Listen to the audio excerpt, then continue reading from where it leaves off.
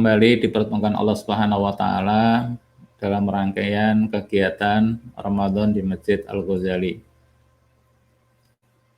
Pada malam hari ini, materi yang akan kita sampaikan adalah materi tentang dasarnya orang-orang yang ikhlas. Para jamaah salat tarawih yang kami hormati, apa yang dimaksud dengan ikhlas itu? Memang kata ikhlas itu adalah mudah untuk diucapkan, tapi sulit untuk dilaksanakan. Kenapa? Ikhlas itu mudah untuk diucapkan, tapi sulit untuk dilaksanakan. Karena yang namanya ikhlas itu harus tasfiyatul niat min sawaib. Karena yang namanya ikhlas itu harus membersihkan, ya, semua pamrih-pamrih, semua niatan-niatan selain Allah Subhanahu wa taala. Sehingga hati itu hanya tertuju kepada Allah Subhanahu wa taala, tidak melihat ke kanan, ke kiri, ke arah belakang dan depan. Hanya madhep mantep kepada Allah Subhanahu wa taala. Nah, untuk mengkonsentrasikan, ya, hati ketika seseorang itu melakukan aktivitas hanya ditujukan pada Allah Subhanahu wa taala seperti itu, maka ini bukan pekerjaan yang mudah. Tapi ini benar-benar pekerjaan yang membutuhkan energi, membutuhkan mujahadah, perjuangan yang luar biasa. Nah, karenanya maka kita harus selalu berjuang dan berjuang, berusaha dan berusaha, berupaya dan upaya, bagaimana kita bisa menjadi orang yang ikhlas. Semua aktivitas kita, tutur kata yang kita ucapkan, itu hanya kita niatkan, hanya kita tujukan, semata-mata hanya mencari ridha Allah Subhanahu wa taala. Nah, ikhlas yang seperti ini, inilah yang akan menjadi esensi, ya, kehidupan kita di dalam kita menjalankan ajaran-ajaran Islam itu. Kenapa ini menjadi esensi, ya, dari seluruh kehidupan kita di muka bumi ini? Karena amal kita, ya, amal soleh kita, amal ibadah kita, amal kebaikan kita ini akan diterima oleh Allah ataukah tidak, itu tergantung dari keikhlasan hati kita ini. Apabila, ya, kita dalam melaksanakan aktivitas ibadah, amal soleh, dan amal kebaikan itu semata-mata kita dasari karena keikhlasan, karena Allah Subhanahu wa taala, semata-mata niatnya itu hanya mencari ridho Allah Subhanahu wa taala, maka amal ibadah, amal soleh, dan amal kebaikan yang kita kerjakan itu akan diterima oleh Allah Subhanahu wa taala. Akan tetapi sebaliknya, apabila amal ibadah, amal soleh, dan amal kebaikan yang dikerjakan itu tidak didasarkan, ya, niat ikhlas karena Allah Subhanahu wa taala, maka amal-amal tadi tidak akan diterima oleh Allah Subhanahu wa taala. Karenanya maka wajar kalau ikhlas itu menjadi lubbul a'mal atau ruhuha, menjadi esensi substansi dari amal-amal kita. Diterima atau tidak oleh Allah itu semuanya tergantung dari keikhlasan ini. Nah, para jamaah sholat tarawih Masjid Al-Ghazali yang kami hormati, kalau ikhlas itu pengertiannya seperti itu, terus bagaimana tandanya, ya, kalau seseorang tuh benar-benar ikhlas itu? Pertama, tandanya kalau orang itu benar-benar ikhlas adalah orang itu kalau melakukan aktivitas apa saja, aktivitas kebaikan apa saja, ya, aktivitas ibadah, yang dicari itu hanya pahala dari Allah Subhanahu wa taala semata. Tidak mencari pahala, tidak mencari pujian, leman sanjungan dari orang lain. Tapi yang dicari itu hanya pahala dari Allah Subhanahu wa taala. Wa ma as'alukum alaihi min ajrin in ajriya illa ala rabbil alamin. Aku, kata Nabi, tidak meminta kepada kamu ya upah. Karena upah yang aku cari itu adalah upah yang datang dari Allah, Tuhan yang menguasai alam semesta itu.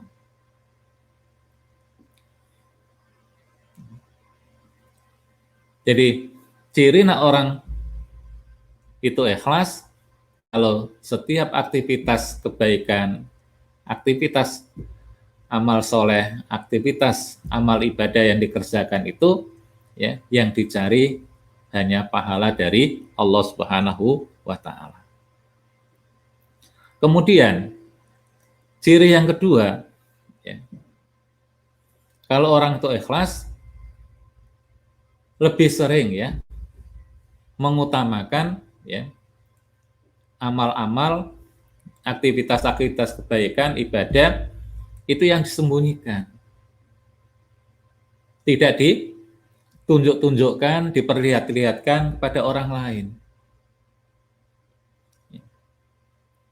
Sehingga orang ini sebenarnya banyak amal ibadahnya, banyak amal solehnya, banyak amal kebaikannya. Tetapi orang lain tidak tahu kalau orang ini ahli ibadah, kalau orang ini ahli amal soleh, kalau orang ini suka sedekah, kalau orang ini suka berbagi kepada orang lain, orang ini suka membaca Quran, orang ini suka berzikir. Tidak diketahui. Kenapa? Orang yang ikhlas itu lebih mengutamakan ya melakukan amal ibadah, amal soleh, amal kebaikan seperti itu tidak ditunjuk-tunjukkan, tidak diperlihat-lihatkan kepada orang lain. Kenapa? Karena dia punya prinsip. Orang ikhlas itu punya prinsip. Kalau amal ya diperlihatkan kepada orang lain, apalagi ya tujuannya adalah untuk pencitraan, maka amal yang bertujuan untuk pencitraan agar mendapatkan leman, mendapatkan pujian, sanjungan dari orang lain itu ya tidak akan diterima oleh Allah Subhanahu wa taala, bahkan itu akan merusak amal ibadah, amal kebaikan dan amal soleh itu sendiri karena itu sebagai bentuk riya, pamer ya. Yang itu dilarang oleh Allah dan oleh Rasul-Nya. Bahkan Nabi mengatakan ar-riya'u sirkul khafi. Riya itu merupakan ya, menduakan Allah yang sifatnya tersembunyi. Karenanya maka orang yang ikhlas ya menghindari, lebih memprioritaskan ya melakukan kegiatan ibadah, amal soleh dan amal kebaikan itu ya secara sembunyi-sembunyi, tidak diketahui oleh orang banyak. Agar apa? Tidak terjangkit penyakit yang namanya riya tadi. Ya. Walaupun ya boleh saja seseorang ya atau bisa saja orang yang ikhlas itu menampak-nampakkan ya amal ibadahnya, amal kebaikan dan amal solehnya kepada orang lain, tetapi ya orang yang ikhlas itu tetap bisa memfokuskan ya niatnya, hatinya itu hanya tertuju kepada Allah Subhanahu wa taala. Kemudian yang ketiga ya, orang yang tandanya orang ikhlas itu selalu suudzon kepada dirinya sendiri. Merasa ya apa yang dilakukan itu belum optimal. Amal ibadah, amal soleh, amal kebaikan yang selama ini dikerjakan itu dia belum merasa optimal. Masih banyak waktu-waktu yang dia buang begitu saja. Toh andai kata mereka sudah melakukan ibadah, sholat, puasa, zakat, dan lain-lain sebagainya. Tetapi orang yang ikhlas itu selalu was-was. Was-wasnya gimana?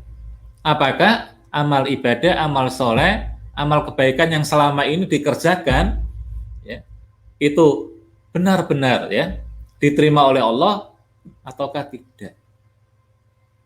Nah, kekhawatiran orang yang ikhlas semacam ini itu terinspirasi ya oleh keluhan yang dikeluhkan oleh Aisyah. Ketika Aisyah itu memahami ayat Allah Subhanahu wa taala, walladzina yu'tauna ma ataw wa qulubuhum wajillatun annahum ilaihi ila rabbihim rajiun. Dan orang-orang yang telah diberikan ya apa yang atau orang-orang yang mengeluarkan dari harta yang telah diberikan oleh Allah Subhanahu wa taala sementara hati mereka takut karena mereka yakin ya mereka akan kembali kepada Allah Subhanahu wa taala. Nah, ketika Aisyah ya memahami ayat ini, Aisyah sempat cemas. Kecemasannya apa? Kecemasannya Aisyah adalah apakah ibadah yang selama ini dia kerjakan itu akan diterima oleh Allah Subhanahu wa taala.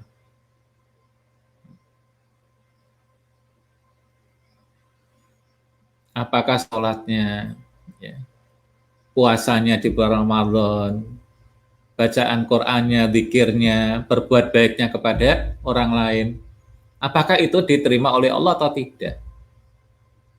Jadi wa qulubuhum wajilatun.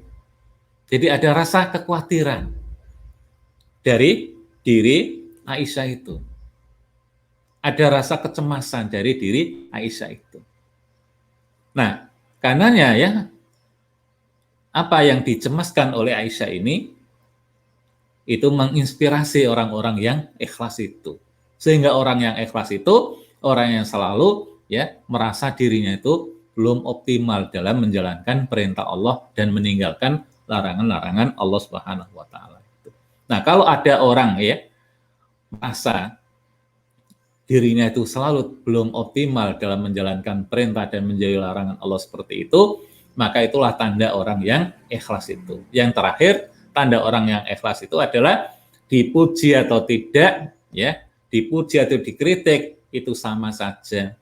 Jadi kalau ada orang ya, kok ketika dipuji hatinya, kepalanya tidak menjadi besar, ketika dikritik ya, pun juga kepalanya tidak menjadi kecil, mengecil, maka kalau ada orang semacam ini, oh berarti tandanya orang itu ikhlas. Nah, kalau orang itu ikhlas, apa buah yang akan didapatkan oleh orang yang ikhlas semacam itu?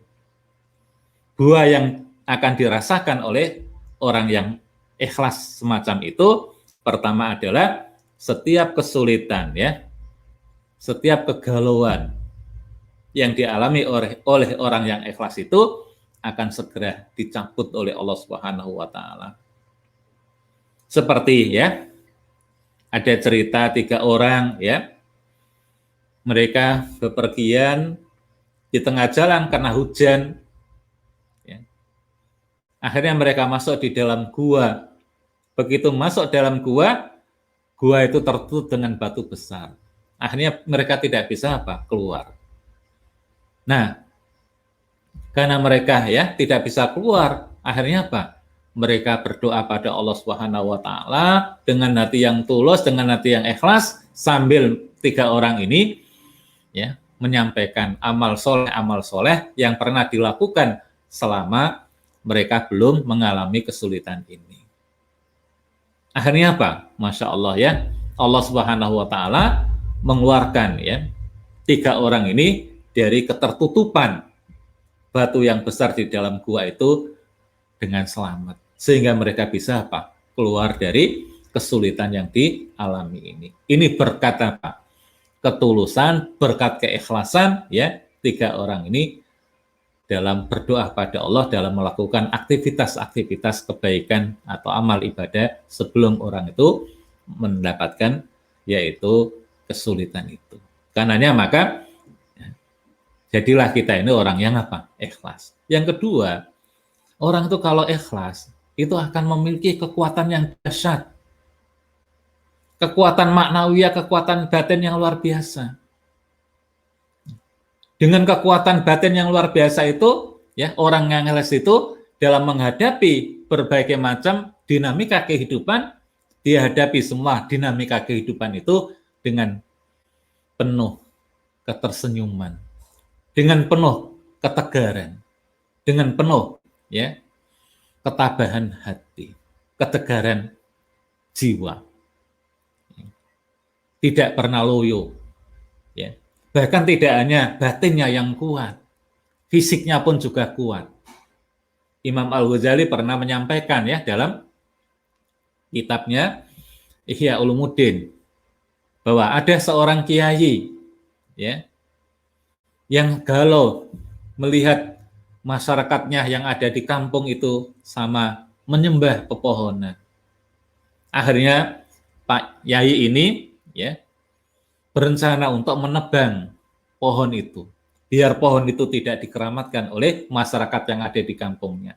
Singkat cerita, Pak Yai ini habis sholat subuh, ambillah kampak, datang untuk mendatangi pohon yang suka dipuja, dikeramatkan oleh masyarakat itu.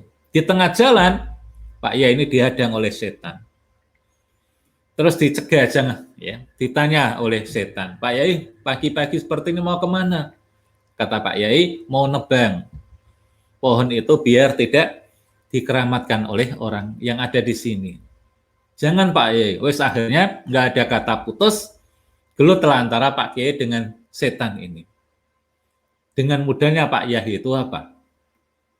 Mengalahkan, meng-KO si setan ini, Masya Allah. Akhirnya setan nggak mau kalah, tetap ngerayu bagaimana Pak Yai ini tetap jangan sampai menebang pohon itu. Akhirnya dikasih iming-iming, begini aja Pak Yai, pulang aja Pak Yai ya. Dengan Pak Yai pulang dan nanti kehidupan Pak Yai saya jamin.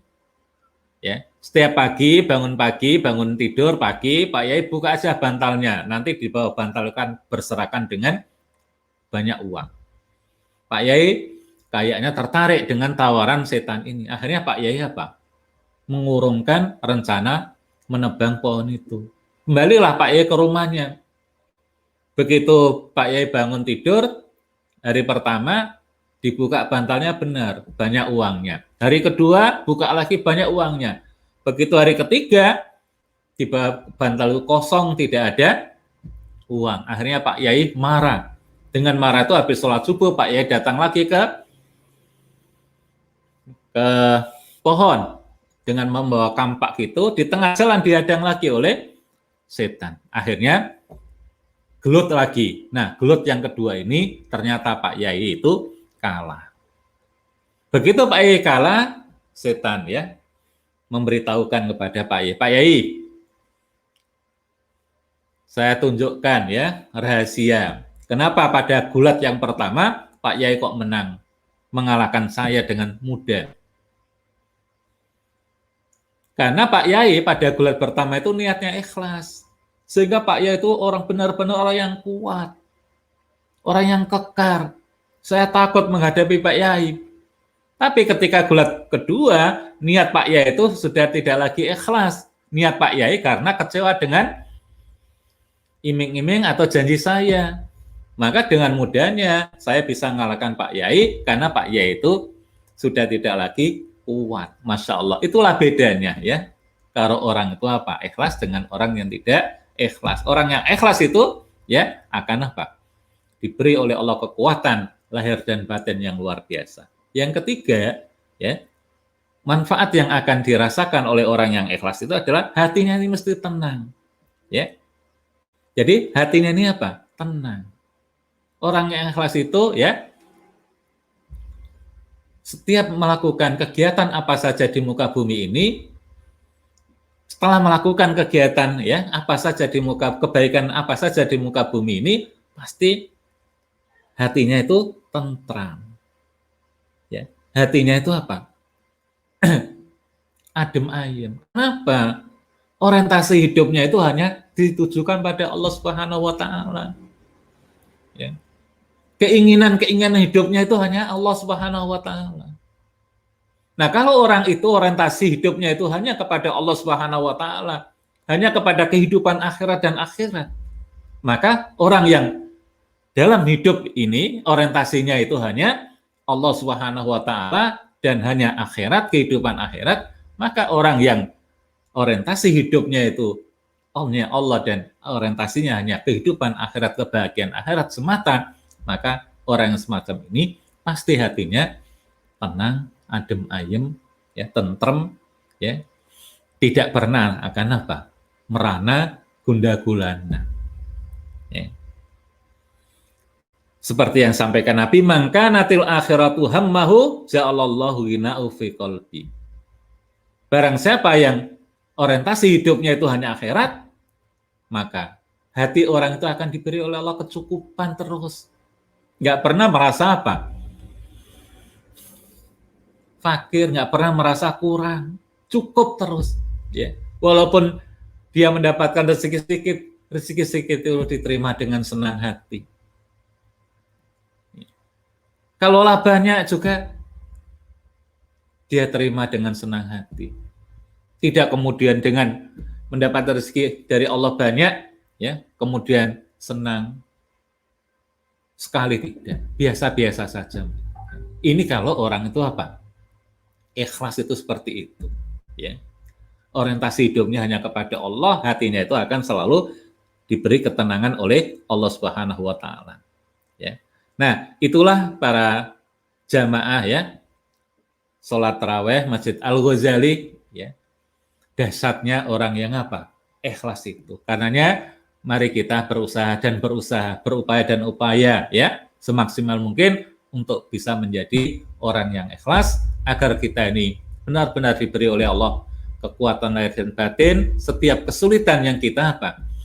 Terima itu segera dihilangkan oleh Allah Subhanahu wa taala. Dan yang ketiga, ya, agar kita ini, ya, diberi oleh Allah ketenangan batin, ya, ketentraman jiwa kita. Bila hidayah taufik, assalamualaikum warahmatullahi wabarakatuh.